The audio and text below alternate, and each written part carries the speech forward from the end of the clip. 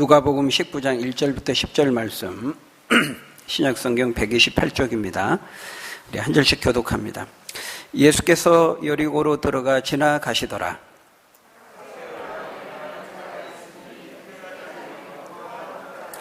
그가 예수께서 어떠한 사람인가 하여 보고자 하되 키가 작고 사람이 많아 할 수 없어.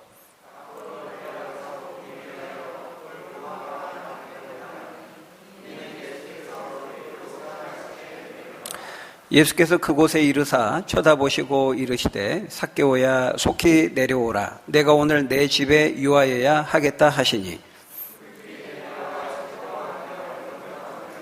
뭇사람이 보고 수군거려 이르되 저가 죄인의 집에 유하로 들어갔도다 하더라.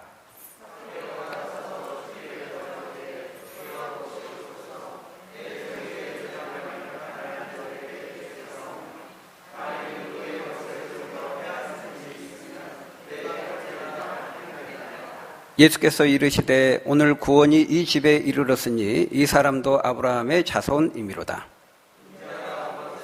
잃어버린 자를 찾아 구원하려 함이니라. 아멘. 지난주 우리가 전 세계적으로 가장 주목을 받은 곳이 있다면은 아마 아프가니스탄의 카불이었을 것입니다. 지난주 목요일에 이 테러 집단 IS에 의해서 아까 우리 집사님도 기도하셨지만은 테러가 일어났죠. 그래서 미군을 포함해서 170명이라는 사망자를 내고 또 그 외에 수많은 사람들이 부상을 당하는 일이 일어나게 되었습니다. 근데 그 사건도 우리를 놀라게 하지만 더 극적인 것은 그 테러가 일어나기 바로 몇 시간 전에 극적으로 거기서 간발의 차이로 건짐을 받고 구원을 받은 사람들입니다. 우리나라에서도 군 수송기 세대를 보내가지고 미라클 그 작전명으로 그동안 그 현지에서 우리 한국과 협력했던 아프가니스탄 약 390명을 수송기 세대로 실어 오는 그 작전을 펼쳤습니다. 그 사건이 일어난 지 이제 수십 시간 만에 바로 그 자리에서 테러가 일어난 것이죠. 나중에 그 보도를 보니까 우리가 그 수송 작전을 하기 위해서 빈번히 움직였던 바로 그 지점이라 그래요. 굉장히 많이 사람이 왕래하는 그 타겟을, 그 지점을 타겟으로 삼아서 이제 테러를 한 거기 때문에 조그만 타이밍이 안 맞았으면은 아마 비극적이도 우리나라의 사람들도 이제 피해자가 생길 수 있는 그런 상황이었죠. 근데 이제 극적으로 거기서 이제 건짐을 받게 된 것입니다. 참 이제 극적이라고밖에 설명할 수 없는 그런 상황인 것을 우리가 볼 수가 있습니다. 아직도 이 아프가니스탄 카불은 혼란과 공포로 아수라장이 되어 있습니다. 여전히 그 탈레반의 보복을 피해서 카불을 빠져나가려고 하는 사람과 그렇지 못하는 사람들로 아비규환이고 또 제2의 제3의 테러의 가능성도 여전히 있다고 합니다. 그래서 그 수송기에 타느냐 못 타느냐 이것이 그 사람의 운명을 가르는 것을 볼 수가 있습니다. 이처럼 죽음의 위기에서 구출되고 구원을 받는 과정은 참 극적이라고밖에 하지 않을 수 없는 것이죠. 우리가 오늘 읽었던 이 본문을 보면은 바로 이와 같이 예수님과의 극적인 만남을 통해서 극적인 구원을 얻는 한 사람에 대해서 오늘 본문은 우리에게 말씀하고 있습니다. 그가 누구입니까? 삭개오라고 하는 사람입니다. 우리가 이 삭개오에 대한 본문을 오늘과 다음 주 두 번에 걸쳐서 우리가 좀 살펴보려고 합니다. 먼저 이 삭개오라는 사람은 어떤 사람이었습니까? 거기 2절에 보니까 삭개오에 대해 설명합니다. 먼저 그의 직업이 나오죠. 삭개오라 이름하는 자가 있으니 세리장이요. 그렇게 말하고 있습니다. 삭개오는 세리장이었습니다. 여러분, 세리는 세금을 걷는 사람이죠. 오늘날로 말하면은 뭐 국세청이나 세무서에 근무하는 공무원 정도로 우리가 생각할 수 있을 겁니다. 근데 이 삭개오는 그냥 세리도 아니고 세리의 세관장이었습니다. 그 세관의 최고 책임자였다는 것이죠. 그러니까 어느 정도 이제 사회적인 지위가 보장된 사람이었다는 것을 알 수 있는 거죠. 그 다음에 또 2절을 보니까 삭개오는 부자였다 이렇게 말하고 있습니다. 그는 물질적으로 재정적으로 안정된 사람이었고 오늘날에도 이 구세청에 근무하는 사람이면 뭐 충분히 경제적으로는 탄탄한 넉넉한 그런 상황에 있는 직업이라는 것을 우리가 알 수 있죠. 근데 더구나 이 당시의 세리들은 부정부패가 만연했습니다. 그래서 정한 세금 외에 더 많은 세금을 부과해서 그걸 징수하고 늑탈하고 포탈하는 일이 많았죠. 부정과 부패죠. 근데 이 부정과 부패가 굉장히 그 당시에 만연해 있었다는 거예요. 그래서 우리가 앞에서 누가복음 3장 12절 그 13절에 보면은 세리요한이 요단강에서 이 회개의 세례를 전파하면서 특별히 군인들 뭐 세리들 이렇게 막 이렇게 특별히 당부를 하잖아요. 세리를 향해서 뭐라 그랬습니까? 그 13절에 보면은 이르되 부과된 것 외에는 거두지 말라. 너희가 진정으로 회개하고 예수를 믿게 된다면은 부과된 것 외에 이제 세금을 거둬서는 안 된다. 이제 이런 것을 말하는 것으로 봐서 그 당시 세리들이 이 정한 세금 외에 더 많은 것들을 부과하고 부정하게 포탈한 일이 얼마나 빈번하게 만연되어 있었는가를 잘 보여주는 것이죠. 오늘 보면 8절을 통해서도 우리가 그것을 알 수 있습니다. 여기 8절에 보면은 삭개오가 나중에 이제 예수님을 영접하고 회개하면서 그 말하죠. 내 소유의 절반을 가난한 자들에게 주겠사오며 만일 누구의 것을 속여 빼앗은 일이 있으면은 4배나 4갑절이나 갚겠습니다. 이렇게 말하는 장면이 나오는데요. 물론 삭개오가 부자가 될 수 있었던 것은 그가 뭐 세리의 그 직업을 최선을 다해서 성실하게 열심히 해서 그렇게 될 수도 있겠죠. 오늘날에도 그런 사람들은 많이 있으니까. 그렇지만은 여기 있는 이 표현을 봤을 때 삭개오 역시도 그 당시 이 부정한 세리들에서 자유로웠다고 말하기는 어려울 것 같습니다.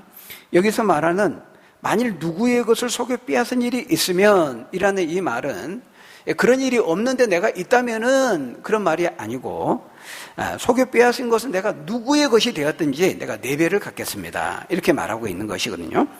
그 말은 이제 삭개오도 다른 여느 그 세리들처럼 세금을 부정하게 과도하게 부과해서 착복해 왔다는 것을 보여주고 있는 것입니다. 이처럼 우리가 지금까지 살펴본 것처럼 이 삭개오는 세리장으로서 어느 정도 안정된 사회적인 지위와 직장을 가지고 있었고 또 부자였기 때문에 물질적으로 경제적으로도 안정된 삶을 살고 있었던 사람이었다는 거예요. 그럼에도 불구하고 이 세리장 삭개오에게는 여전히 삶에 문제가 있었습니다. 인생에 대한 고민이 있었어요. 그 고민 중 하나가 뭡니까? 바로 사람들과의 관계였습니다. 관계, 대인관계. 삭개오는 항상 사람들의 그런 시선을 의식하고 사람들을 두려워했습니다. 삭개오에 대한 사람들의 평판이 뭐였죠? 죄인이었습니다. 죄인. 거기 7절이 그것을 보여주죠. 예수님이 삭개오의 집에 들어간 것을 보고 무리들이 그것을 보고 무사람이 뭐라고 수군거렸습니까? 저 예수가 지금 죄인의 집에 유하로 들어갔구나. 이렇게 수군거리며 말하는 것을 볼 수가 있습니다. 당시 세리들은 사람들에게 저 악랄한 놈, 죄인 이렇게 여겨졌다는 거예요. 마치 그 할례 받지 못한 이방인들을 더러운 죄인 취급하는 것처럼 그렇게 사람들은 이 세리들을 그렇게 죄인으로 취급하며 보았다는 거예요. 악하고 파렴치한 인간들 이렇게 평가했던 것이죠. 근데 그도 그럴 것이 앞에서 설명한 것처럼 그 많은 세금, 더 많은 세금을 속여서 거두고 그 착복한 것으로 자기 배를 채우고 자기들끼리만 잘 먹고 잘 사는 그런 이기적인 인간들, 집단들, 이게 바로 그 당시 사람들이 세리들을 바라보는 평판이었다는 것이죠. 그런 점에서 이제 삭개오도 예외가 아니었고, 그러니까 사람들과 유대 관계가 좋을 수가 없는 겁니다. 돈은 많고 경제적으로는 넉넉하지만은 사람들로부터 고립되고 고독함과 외로움을 가지고 그렇게 살 수밖에 없었던 것이죠. 오늘날 우리 시대에도 이런 사람들이 있잖아요. 이런 부류의 사람들 평판, 평가, 반응 이런 거 개의치 않고 그냥 자기 하고 싶은 대로 하고 사는 겁니다. 그러니까 이제 경제적으로 또 사회적 지위도 있고 나름대로 충분히 이제 먹고 살고 또 나름대로 떵떵거리며 사는데 이제 사람도 존경은 받지 못하는 거예요. 손가락질 받고 멸시받는 거죠. 그래도 상관없습니다. 왜냐하면 이 사람들은 돈이 자신의 삶의 의미고 잘 먹고 잘 사는 것이 삶의 목적이기 때문에 사람들이 뭐라 하든지 약간의 비난을 받는다 할지라도 그걸 감수하고 그래도 잘 먹고 잘 살고 권력과 부를 향유하는 것이 더 좋기 때문에 그 정도쯤은 감수하며 사는 것이죠. 그러니까 이들에게는 부끄러움도 죄책감도 최소한의 양심도 없는 것입니다. 근데 바로 삭개오가 어떤 점에서 그와 비슷한 삶을 살아왔던 거예요. 안정된 직장도 있고 그 직장을 적절히 이용하고 남용해서 한평생 여유 있게 살만한 재산도 끌어모을 수는 있었죠. 그렇지만은 이 사람의 삶에는 만족이 없는 겁니다. 그렇게 살고 경제적으로 윤택하고 부유하게 살긴 하지만은 삶에 만족이 없는 것이죠. 항상 마음 한켠에 공허함과 또 외로움과 때로는 죄책감에 가히 눌려서 잠을 설치는 그런 일들이 있었을 거예요.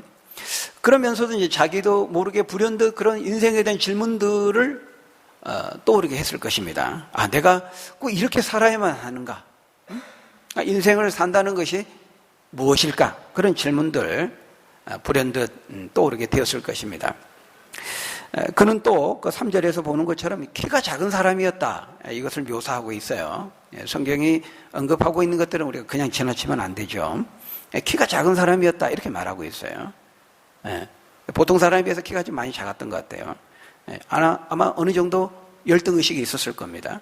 그런 것들을 이제 보완하고 그 부족한 점을 이제 메꾸기 위해서 더 열심히 돈을 벌고 내가 성공해야 된다. 그래서 사람들 앞에 더 떳떳하게 만회하고 싶었을 겁니다. 그래서 앞뒤 안 가리고 수단과 방법을 가리지 않고 그냥 열심히 이제 돈을 끌어모으기만 한다면 그 목표를 이루기 위해서 물불을 안 가리고 악착같이 지금껏 살아왔을 것입니다. 근데 어느 날이었습니다. 그렇게 공허함과 외로움과 낙심 가운데 삶에 대해서 고민하며 살아가고 있던 그에게 우연한 만남이 찾아오게 됩니다. 그리고 그 전혀 예상치 않았던 그 만남은 그의 삶을 완전히 바꾸게 완전히 변화시키고 말죠. 그 만남 그에게 기쁨을 주었고 자신이 잘못 살아왔다는 것을 깨닫게 했고 이제부터라도 내가 새로운 삶을 살아야겠다는 그런 희망과 소망을 가져다 주게 되었습니다.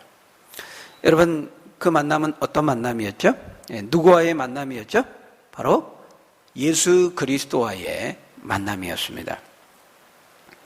그날은 유난히도 많은 사람들이 운집해 있었습니다. 많은 사람들이 그날따라 시끄럽게 웅성거리고 그랬죠. 왜인고 봤더니 이제 소문으로만 듣던 이제 예수가 이 삭개오가 살고 있는 바로 그 곳을 지난다는 소식을 듣게 된 것입니다. 그래서 삭개오도 발 디딜 틈 없는 그 군중들의 그 무리에 섞여서 그 군중의 한 사람에 되어서 앞에 가는 사람들을 따라가고 있는 자신을 발견하게 된 거죠. 그 비좁은 틈을 따라가다가 이제 더 이상 갈 수가 없고 키가 작아서 더 이상 보이지가 않으니까 그가 어떻게 했습니까? 거기 보니까 돌무화과 나무에 올라가서 예수라는 사람을 보고 있었습니다. 보니까 저만치서 이제 그 소문으로만 듣던 예수라는 사람이 이제 오고 있는 것이 보이죠. 약간의 시간이 흐르고 예수에 대한 그 구체적인 이제 얼굴이 더 자세히 보일 때만큼 이제 가까워지게 된 겁니다. 그런데 그때까지만 해도 예수는 가단길을 이제 지나갈 것으로 생각을 했죠.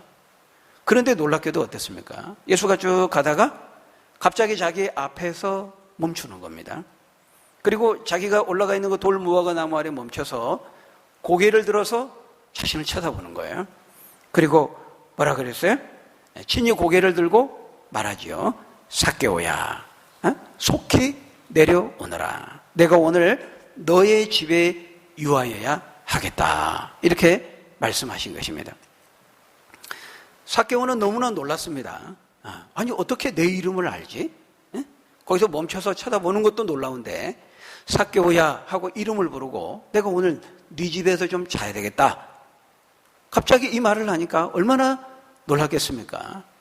갑자기 가슴은 두근거림으로 뛰기 시작했고 얼굴은 빨갛게 달아오르게 되었습니다. 아니, 이 수많은 사람들 가운데 어떻게 특별히 나를 지목하여 부르시다니. 삭개오는 놀랬죠.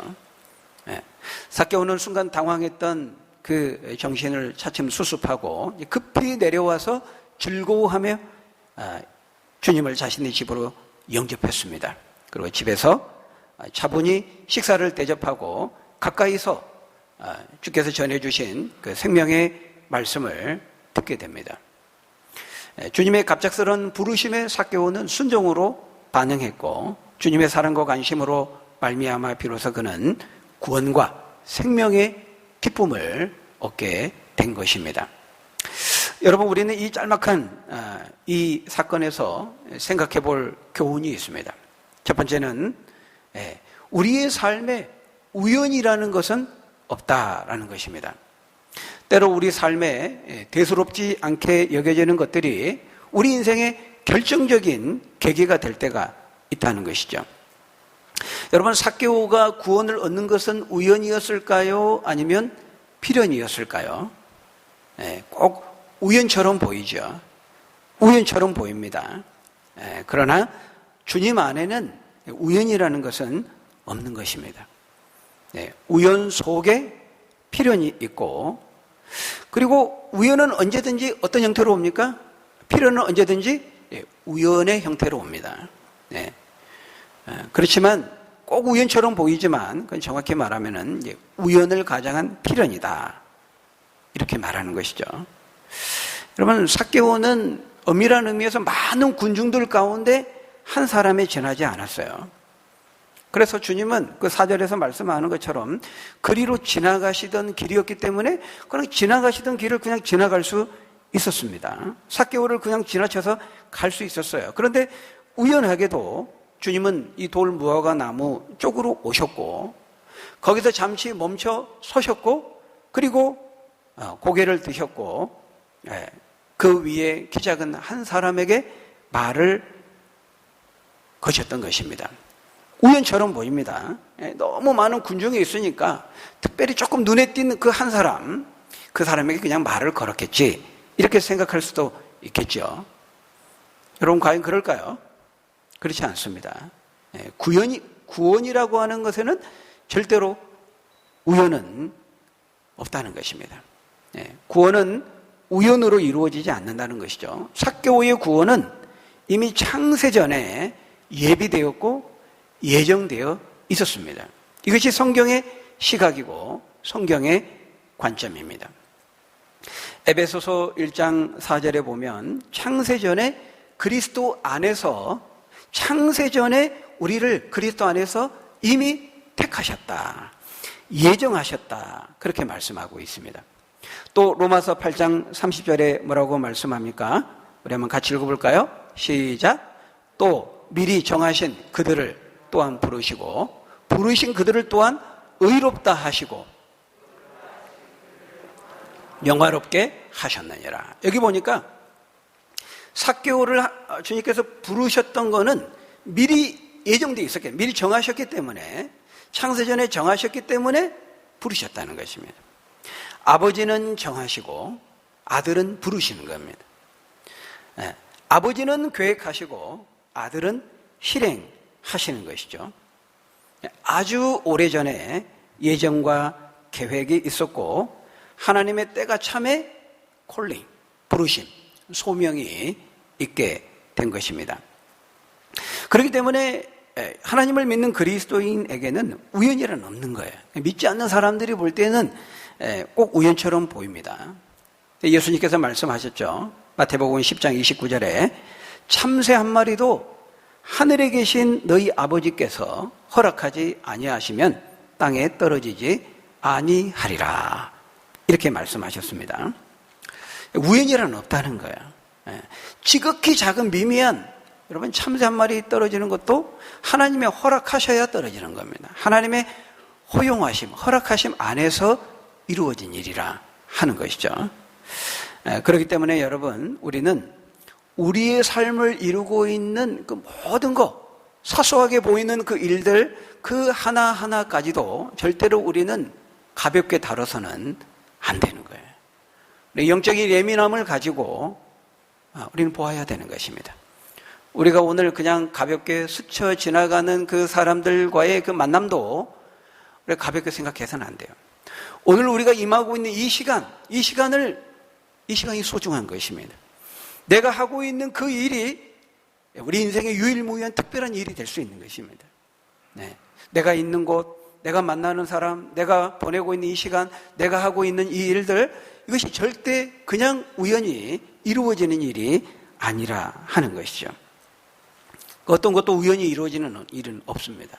소소한 일들, 우리 보기에 대수롭지 않고 별 볼 일 없어 보이는, 중요하지 않는 것처럼 보이는 사람들, 내가 하찮게 여기고 무시하고 함부로 대하고 불친절하게 대했던 바로 그 사람과의 만남을 통해서 하나님은 당신의 계획과 뜻과 섭리를, 역사를 이루어 가신다라는 거예요.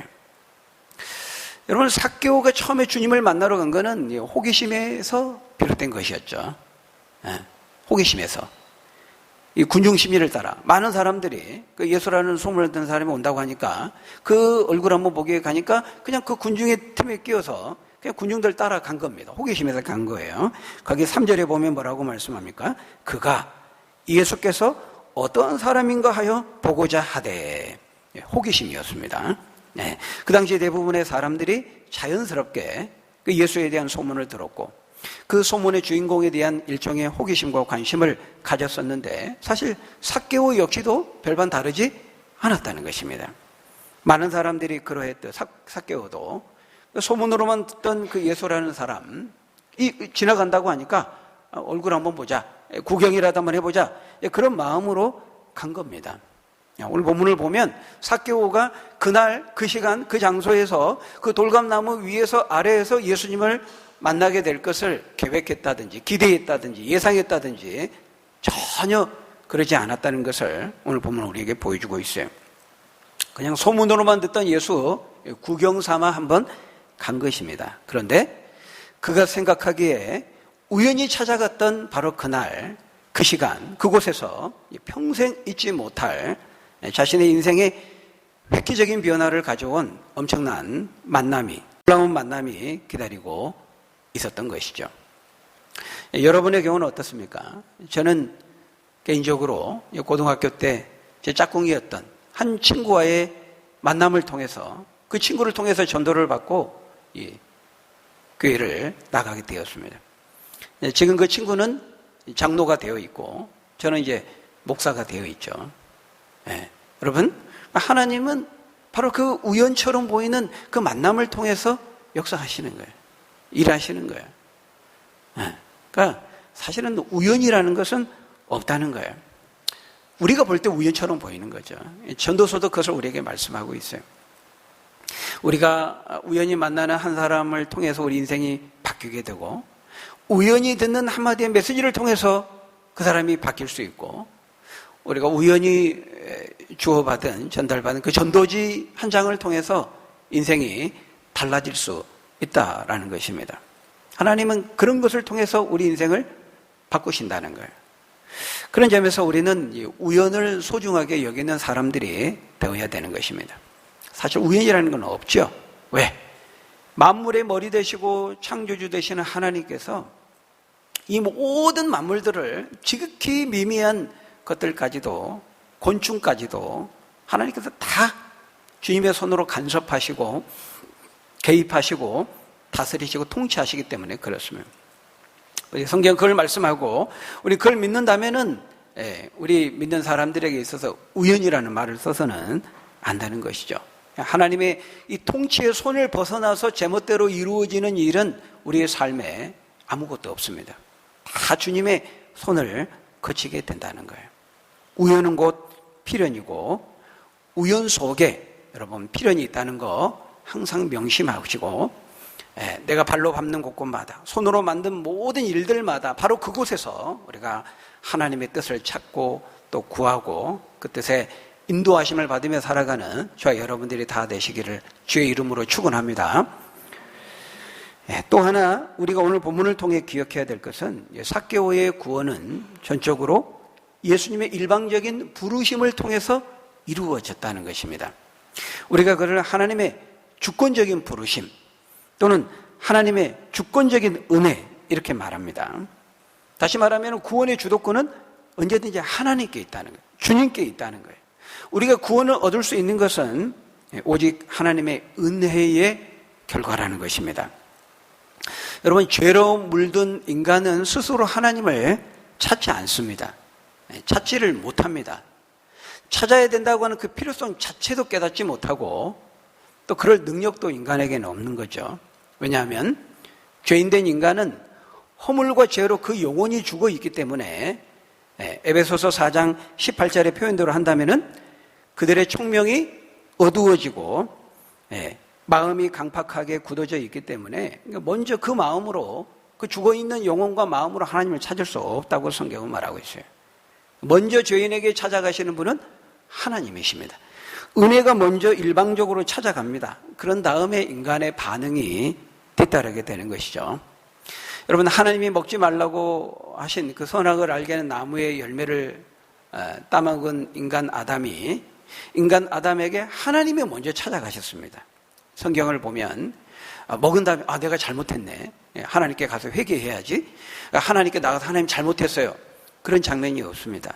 죄를 범하고 피하고 숨고 도망가죠. 하나님이 찾아옵니다. 아담아 내가 어디 있느냐. 하나님이 찾아오시는 것을 볼 수 있어요. 삭개오의 경우도 마찬가지라는 거예요. 예수님이 먼저 찾아가셨습니다. 전혀 예상치 않았던, 전혀 기대하지도 않았던 그 삭개오에게 항상 죄책감에 사로잡히고 고립되고 고독하게 사람들과 동떨어져서 있었던 바로 그 삭개오에게 따스한 음성으로 찾아가셔서 삭개오야 하고 찾아가서 부르신 분은 주님이시라는 거예요. 주님이 삭개오를 먼저 찾아가셨다는 것이죠. 그러니까 여러분, 우리가 이 그림을 한번 드라마틱하고 극적인 장면을 한번 생각해 보세요. 예수님이 다 이렇게 가다가 갑자기 멈춰서 가지고 삭개오가 서 있는 그 돌감람나무 앞에서, 아마 사람들은 뭐 삭개오에 관심도 없었죠. 보지도 않았죠. 갑자기 멈춰서 고개를 들고 삭개오야 하고 이렇게 부르는 겁니다.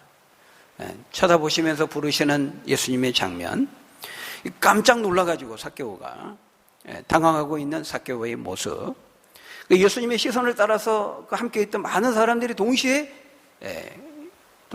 무화과 나무에 올라있는 삭개오를 바라보고 있는 그 모습, 한쪽편에서는 왜 죄인에게 말을 걸지? 하면서 이상한 눈초리로 수군거리고 있는 또 일단의 무리들의 그 장면, 이게 이제 우리가 이렇게 보면은 탁 동시에 멈춰 있는 그 한 컷 있지 않습니까? 순간포착 그 사진처럼 아마 삭개오는 이날의 이 장면을 그 순간포착된 한 장의 사진처럼 평생을 간직하며 살았을 것입니다. 삭개오는 전혀 기대하지 않았거든요. 그냥 구경 삼아 간 겁니다. 근데 갑자기 그냥 예수님이 말을 걸고 자기 이름을 부르고 사람들 다 쳐다보고 삭개오는 상당히 당황했을 거예요. 키가 또 작아가지고 혼자 올라가 있는데 그것도 창피한데 갑자기 예수님 멈춰가지고 부르고 사람들은 다 쳐다보고 상당히 당황했을 것입니다. 예수님 그냥 지나가실 수 있었어요. 그런데 주님께서 일방적으로 주도적으로 주권적으로 가서 부르시고 말을 거시고 삭개오를 부르시고 주도적으로 내가 오늘 네 집에 들어가야 되겠다. 항거할 수 없는 부르심이라고 말합니다. 저항할 수 없는 거부할 수 없는 그런 은혜와 사랑에 부르시는 것이죠. 여러분, 언제든지 구원은 이와 같이 인간을 향한 주님의 이 사랑의 일방적인 부르심에서 시작되는 겁니다. 마태복음 4장 19절에 보면은 베드로를 부르실 때에도 시몬아 베드로야 네가 나를 따라오너라 내가 너로 사람을 낚는 어부가 되게 하리라. 일방적으로 부르십니다. 베드로야 앉아봐. 내 생각은 좀 요런데 너 좀 어떠니? 생각이 이렇게 하지 않습니다. 그죠? 성경을 보면은 하나님께서 우리에게 말씀하실 때도요, 이 계시라는 것은 하늘에서 일방적으로 이렇게 내려주신 겁니다. 일방적으로 부르십니다. 물론 우리 사람들에게 또 하나님 뜻을 알려주시고 친구처럼 여기시고 하신 측면이 있죠. 그렇지만은 구원의 주도권은 하나님께 있다는 거 성경은 신구약 성경 우리에게 일관되게 보여주죠. 여러분, 사도 바울의 경우도 어땠습니까? 다메섹을 향해서 교회를 대적하고 예수 믿는 것들 다 처단하기 위해서 가고 있는 그 바울에게, 사울에게 예수님이 일방적으로 먼저 찾아가십니다. 그리고 부릅니다. 사울아, 사울아, 어찌하여 네가 나를 비박하느냐. 찾아가시고 일방적으로 부르시고 깨닫게 하시고 은혜를 베푸시고 이방인의 사도가 되게 하신 분은 주님이시라는 거, 우리가 성경을 또 일관되게 보게 되는 것이죠. 여러분, 이처럼 구원이라고 하는 것은, 사람이 구원을 얻고 하나님께 돌이킬 수 있는 것은 하나님의 그 부르시는 은혜가 있을 때, 그때만 가능하다는 거예요.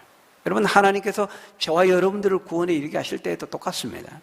하나님이 어느 날 알지 못하는 때에 하나님의 그 때가 참에 하나님의 방법을 통해서 우리에게 찾아오시고 일방적으로 찾아오시고 우리를 구원으로 부르신 것이죠.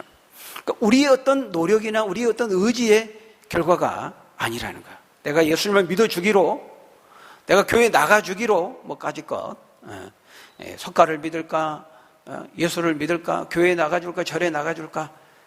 저도 그런 줄 알았어요. 친구가 하도 사정을 하니까 친구의 우정과 의뢰를 위해서 까짓것 인심 한번 써준다. 그래 한번 가자. 끝까지 안 간다고 하다가 내가 이렇게 인심을 써주는 것으로, 내가 선택해 주는 것으로 생각했어요. 근데 정말 성경의 말씀을 알고 보니까 그것은 내가 한 것이 아니고 나와 함께 하신 하나님의 은혜로 된 것임을 알게 됩니다. 고린도전서 15장 10절에 뭐라고 말씀합니까? 유명한 말씀이죠. 그러면 같이 읽어볼까요? 시작. 그러나 내가 나 된 것은 하나님의 은혜로 된 것이니 내가 모든 사도보다 그 은혜가 헛되지 아니하여 내가 모든 사도보다 더 많이 수고하였으나 내가 한 것이 아니요 오직 나와 함께 하신 하나님의 은혜로라. 하나님의 은혜로 된 것이라 하는 것입니다. 에베소서 2장 8절 9절에서도 너희는 그 은혜에 의하여 믿음으로 말미암아 구원을 얻었나니 받았나니 이것이 너희에게서 난 것이 아니요 하나님의 선물이라. 인간의 행위에서 난 것이 아니니 이는 누구든지 자랑하지 못하게 하려 함이니라. 우리의 의지, 결단, 결심, 행동에 의해서 된 것이 아니라는 겁니다. 하나님이 일방적으로 찾아오시고 우리에게 자격 없는 우리에게 베풀어 주신 하나님의 선물로, 그것이 은혜지요. 공로 없는, 자격 없는, 받을 자격 없는 사람에게 일방적으로 주신 선물, 그걸 성경은 은혜라고 말합니다. 은혜로 주어졌다는 거예요. 우리의 힘과 의지와 결단의 결과가 아니고 먼저 하나님이 우리를 사랑하셨기 때문이라는 것입니다. 요한일서 4장 10절, 17절에서도 말씀합니다. 사랑은 여기 있으니 우리가 하나님을 사랑한 것이 아니요 하나님이 우리를 사랑하사 우리 죄를 속하기 위하여 화목 제물로 그 아들을 보내셨습니다. 우리가 사랑하면 그가 먼저 우리를 사랑하셨습니다. 여러분, 주께서 삭개오를 사랑하시고 불쌍히 여기셨습니다. 긍휼히 여기셔서 그를 만나주시고 그를 찾아가시고 그를 구원으로 부르신 것입니다. 여러분, 아프가니스탄 난민들은 스스로 탈리반의 손길에서 벗어날 수가 없습니다. 스스로를 구원할 수도 구출해 낼 수도 없지요. 외부에서 수송기가 가야 합니다. 그래서 빼내야 하는 것입니다. 구출해 내야 하는 것입니다. 누군가가 구출해 줘야 하는 것이죠.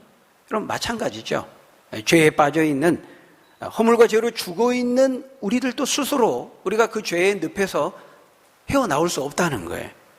그래서 하나님께서 아들을 우리에게 먼저 보내셔서 사람의 몸으로 이 땅에 찾아오셨고 우리를 위해 십자가에서 피 흘려 고난당하시고 자신의 생명을 내어주심으로 십자가에 죽으시고 우리를 구원해 주신 것입니다. 사랑하는 여러분, 과연 여러분은 이 주님의 사랑의 부르심의 음성을 들으셨습니까? 예, 이 따스한 주님의 부르시는 음성을 들으셨습니까? 여러분 들으셨다면은 아멘으로 반응하실 수 있기를 바랍니다.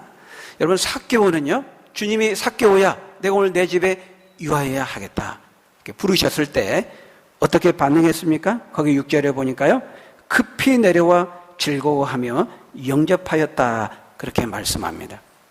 중요한 것은 주님의 부르시는 음성 앞에, 그 말씀 앞에 우리가 믿음으로 반응하는 것입니다.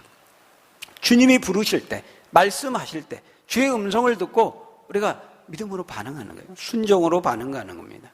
요한계시록 3장 20절에 보면 볼지어다 내가 문 밖에 서서 두드리노니 누구든지 내 음성을 듣고 그 마음의 문을 열면 내가 그에게로 들어가 그로 더불어 먹고 그는 나로 더불어 먹으리라 말씀합니다.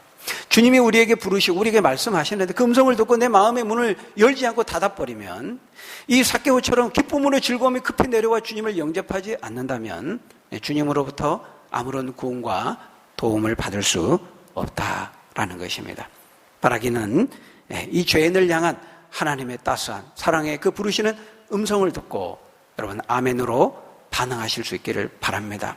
우리 인생의 삶에 그 어떤 것도 우연은 없다는 것을 여러분 기억하시고 우리의 삶의 모든 부분들을 관장하시고 통치하시고 다스리시는 그 하나님의 손길을 늘 믿고 의지하면서 오늘도 그 부르시는 하나님의 그 사랑을 따라서 주님과 동행하며 이 삭개오처럼 그 생명의 기쁨을 우리가 온전히 누리며 증거하며 살아가는 저와 여러분들이 다 되시기를 예수님의 이름으로 간절히 축원합니다. 우리 기도하겠습니다. 아버지 하나님, 우연을 통해서 하나님의 계획하신 그 필요를 이루시는 아버지 하나님, 우리의 눈을 열어서 하나님의 그 행하시는 섭리와 주의 기이한 그 법을 우리가 믿음의 눈으로 보게 하시고 만물의 주인 되시고 머리 되신 그 하나님의 신실하신 행하심을 우리가 늘 믿음으로 보고 그것을 우리가 따라서 순종하며 그 하나님의 행사를 믿고 의지하며 살아갈 수 있는 우리 믿음의 사람들 다 될 수 있도록 인도해 주옵소서. 은혜와 사랑의 부르심으로 일방적으로 우리에게 찾아오셔서 그 사랑과 그 은혜를 베풀어 주신 그 주님의 은혜에 우리가 늘 감사하면서 그것을 삭개오처럼 누리면서 기쁨으로 전하면서 살아가는 우리 믿음의 사람들 다 될 수 있도록 하나님 축복해 주옵소서. 예수님 이름으로 기도하옵나이다. 아멘.